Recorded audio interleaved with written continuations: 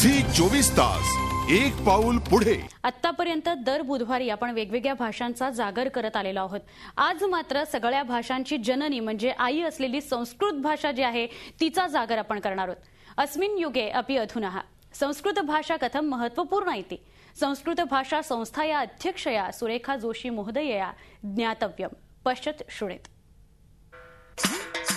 संस्कृत भाषा ही सगळ्या भारतीय भाषांची जननी आहे असं मानलं जातं।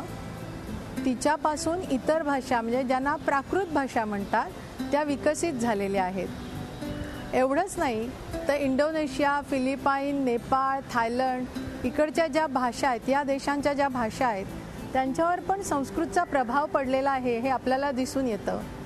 त्यामुळे संस्कृत ही सगळ्यात प्राचीन भाषा आहे की नुसतीच प्राचीन नाही तर प्राचीन काळी विकसित झालेली अशी भाषा आहे।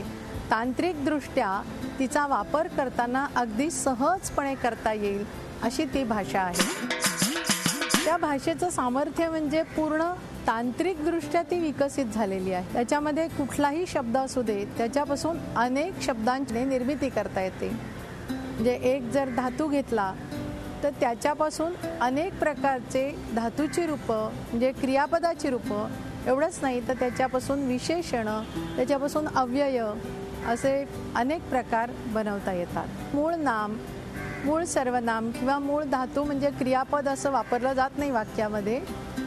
त्या त्या कर्त्यानुसार, कर्त्याच्या वचनानुसार किंवा त्या काळानुसार प्रत्येकाचं वेगवेगळं रूप होतं आणि ते इतकं बांधलेलं रूप असतं की त्यामुळे वाक्याचा अर्थ ते कुठेही ठेवलं तरी बदलत नाही। मराठीचं व्याकरणाचे बरेचसे नियम पाहिले आपण तर ते संस्कृतोद्भव जे नियम आहेत, संस्कृत भाषेचे जे नियम आहेत ते नियम आपल्याकडे पाळले जातात। साधं अगदी आपल्याला न कळत आपण गावाला जातो हा जो शब्दप्रयोग करतो तर गतिवाचक जेव्हा क्रियापद म्हणजे धातू वापरायचा असेल तर द्वितीया वापरतात, असा संस्कृतमध्ये नियम आहे।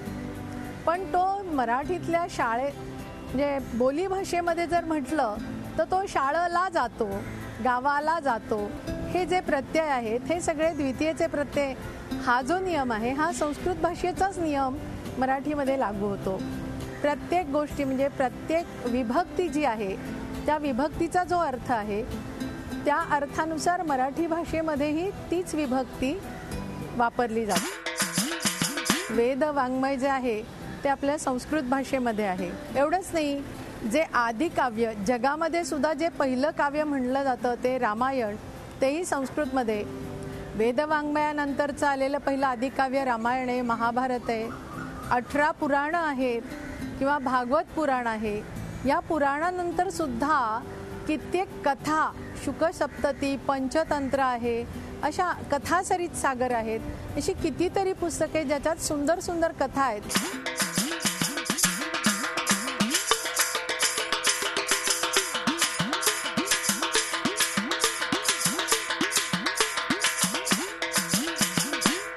झी 24 तास एक पाऊल पुढे।